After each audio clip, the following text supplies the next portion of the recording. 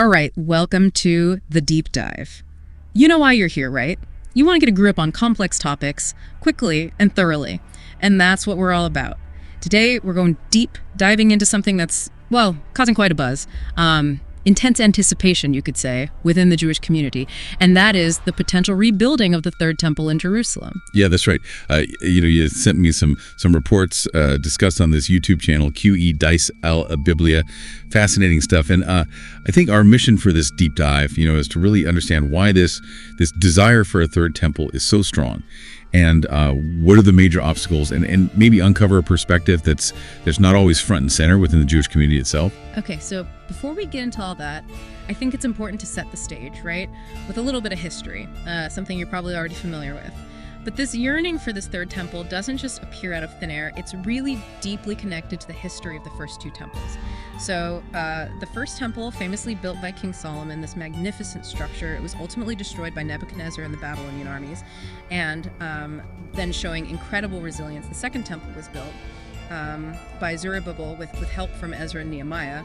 But sadly, that was also destroyed, this time by the Roman general Titus in 70 AD. And it's quite a thought that this destruction was actually foreseen by Jesus, who said not one stone would be left upon another. Absolutely. And that scattering of the Jewish people, across the globe persisted until really 1948, a significant turning point.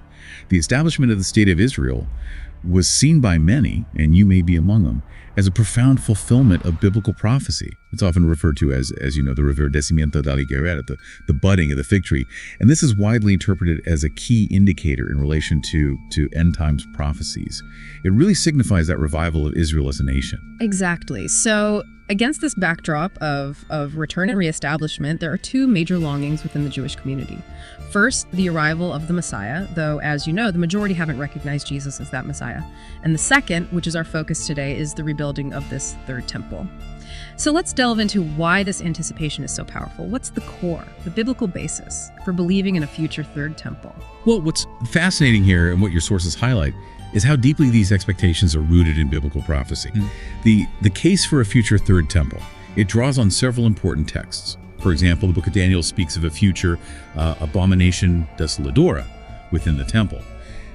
Now, while this prophecy saw a partial fulfillment, in the actions of Antiochus Epiphanes, who desecrated the second temple by erecting, pagan altars within it, many believe its ultimate and most significant application points to the Antichrist in the end times. And this is where it gets really interesting, and where Jesus himself chimes in. In Matthew 24, when he's discussing the signs of the end times, Jesus specifically referenced this prophecy. He warned of the abomination desoladora standing in the Lugar Santo, the holy place. And the indication for many is quite clear. For this prophecy to be fully realized, a temple must exist in that future period. Precisely. And the Apostle Paul in 2 Thessalonians chapter 2 further builds on this idea. He describes the Antichrist as someone who opposes and exalts himself against every so-called God or object of worship, so that he takes a seat in the temple of God, proclaiming himself to be God. So again, this strongly suggests the future existence of a temple where this dramatic event will unfold, the Antichrist, generally understood in Christianity as the ultimate opponent of Christ, using the temple for his own purposes. And the prophetic thread continues into the book of Revelation, doesn't it? It does. In Revelation chapter 11, John is instructed to measure the temple and the altar and those who worship there. However, he's told to exclude the outer court, because it will be given over to the Gentiles, who will trample the holy city for 42 months. So this passage, firmly set within the context of the end times, it clearly assumes the existence of a temple in Jerusalem. So when you look at these passages together, you can really understand why there's this profound expectation within the Jewish community. These aren't just vague hopes. They're grounded in these specific interpretations of Scripture. Now, the reports you shared mention that preparations are apparently underway by some groups. What can you tell us about that? What's particularly noteworthy, as highlighted in the video, is the level of practical preparation that certain groups within the Jewish community have reportedly undertaken. These reports suggest that, items considered essential for temple service, such as the menorah, the sacred seven-branched candelabrum, priestly garments, and even musical instruments are said to be ready and waiting. This really underscores the tangible nature of this anticipation. It's not just a theological idea, but something they're actively preparing for. I think that gives you a picture of the dedication involved. It certainly does. It really does paint a picture of real, concrete steps being taken. But of course, as you can imagine, it's not as straightforward as simply wanting to rebuild. There are some very significant obstacles in the way. Absolutely. And if we connect this to the current geopolitical situation, the most immediate and significant obstacle is the presence of the Dome of the Rock on the Temple Mount. Now, this site is not only believed by many to be the location of the first and second temples, and therefore the future third temple, but is also one of the holiest sites in Islam. Yeah, you can immediately see the immense potential for conflict. Just imagine the implications of trying to remove or significantly alter a site of such a profound religious importance to hundreds of millions of people. It's almost unimaginable. It is, and the source material you provided, it touches on this uncertainty of how this might be resolved. One possibility mentioned is a future peace agreement, perhaps even facilitated by the figure known as the Antichrist, which could potentially allow for the temple's construction alongside or in proximity to the Dome of the Rock. Of course, this is all within the realm of prophetic interpretation. Right, so that's a massive geopolitical hurdle, but there's also a fascinating religious obstacle involving a very specific animal, isn't there? The red heifer? Yes, the red heifer. This is where it gets really interesting for those who are closely following these prophecies. The significance of the red heifer comes from the book of Numbers chapter 19, which outlines a very specific ritual of purification. A perfectly red heifer, without any blemish, that has never been yoked or worked, was to be sacrificed and burned outside the camp. The ashes were then mixed with water to create purification waters, essential for those who had become ritually impure, including priests serving in the temple. And the source material really emphasizes just how incredibly rare such a heifer is. We're talking about nearly 2,000 years without one that met all of those extremely specific criteria. Exactly. The requirements are incredibly stringent. Perfectly red, female, never having borne a yoke, and without even a single hair of another color. For almost 2 millennia, finding such a heifer seemed practically impossible. However, the YouTube video we're looking at highlights reports dating back to 2018 of red heifers being discovered and placed under rabbinic observation. And the crucial aspect here is ensuring that they remain without any defect as they mature. That's quite a development, especially after such a long period. The fact that these potential red heifers have appeared after such an absence is seen by many as a very significant sign, wouldn't you agree? Absolutely. For those eagerly awaiting the rebuilding of the Third Temple, the appearance of a viable red heifer is considered a critical prerequisite because these purification rituals are seen as necessary to reinstate temple service. While Christians might interpret the red heifer sacrifice as a foreshadowing of the ultimate sacrifice of Jesus Christ for the purification of sins, this development it holds immense importance within certain segments of the Jewish community regarding the temple. So I think you can see why this is generating so much attention. Okay, so we have the strong desire, the biblical basis, the preparations, and these major obstacles, the Dome of the Rock and the need for a red heifer, which might now be on the verge of being resolved. But the video you shared, it also hinted at this great secret, a different perspective that's often overlooked by the Jewish community itself. What is this secret? Well, this is where the perspective shifts to a key divergence in understanding between many within the Jewish community and Christian eschatology, which, as we mentioned, is the study of end times prophecies.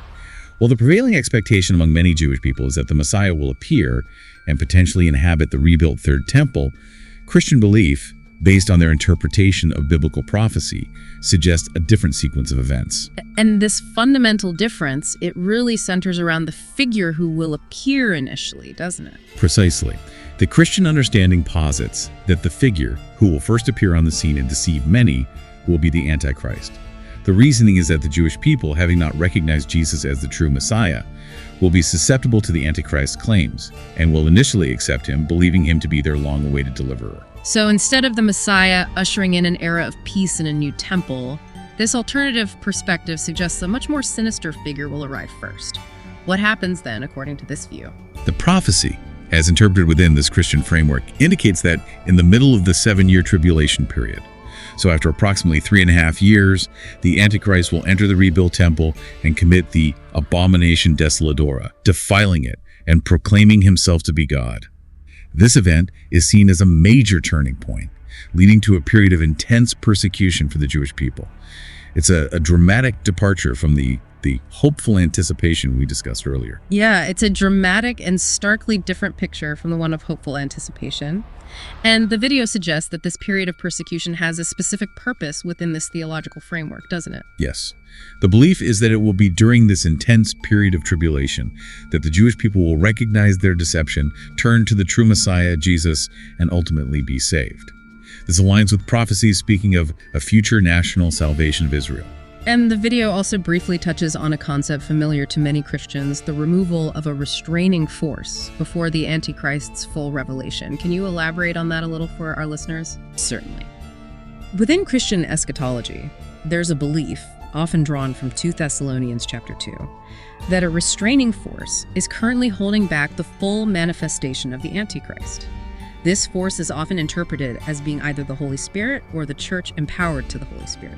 The idea is that before the Antichrist can rise to his full power, this restraining influence will be removed from the earth in an event often referred to as the rapture, the sudden catching away of the church. So if we try to piece it all together, from this alternative viewpoint, these current signs, the reported red heifers, the intense anticipation for the third temple, they aren't necessarily seen as direct precursors to the Messiah's arrival in a new temple. Instead, they might be interpreted as potential signals pointing towards the soon return of Jesus Christ for the church, the rapture, which would then be followed by the tribulation, the rise of the Antichrist, and ultimately God's final dealings with Israel and the second coming of Christ. It's a very different timeline and a very different interpretation of the same potential signs. Exactly, it's a very different lens through which to view these developments. What one community sees as a sign of imminent blessing and the arrival of their Messiah, another community interprets as a potential precursor to a period of great difficulty before the true Messiah returns. Understanding this contrast, it's really key. Yeah, it's quite a contrast indeed. So just to quickly recap for you, we've explored the strong and historically rooted desire within the Jewish community for the rebuilding of the Third Temple. We've discussed the significant obstacles, namely the Dome of the Rock, and the long absence of a suitable red heifer, the latter of which may now be changing. And we've delved into a crucial alternative prophetic understanding, predominantly held within Christianity, which suggests that the figure who will initially appear in connection with the rebuilt temple might not be the Messiah, but rather the Antichrist, leading to a period of tribulation before the true Messiah's return. And it's so important to remember, even if your own personal beliefs differ significantly from these interpretations, understanding these deeply held expectations and the various perspectives surrounding them provides you with valuable insight into current events and the religious underpinnings that shape the views of significant portions of the global population. That's a crucial takeaway for you. So here's a final thought for you to consider, something to really chew on. How do interpretations of ancient prophecies, often written millennia ago, continue to exert such a powerful influence on the actions and expectations of large groups of people in our very modern world? And what does it signify when different communities looking at potentially the very same signs and developments arrive at such vastly different, and in this case, opposing conclusions about the future? It's certainly something worth continuing to explore and ponder. Thanks for taking this deep dive with us. Thank you. We'll see you next time.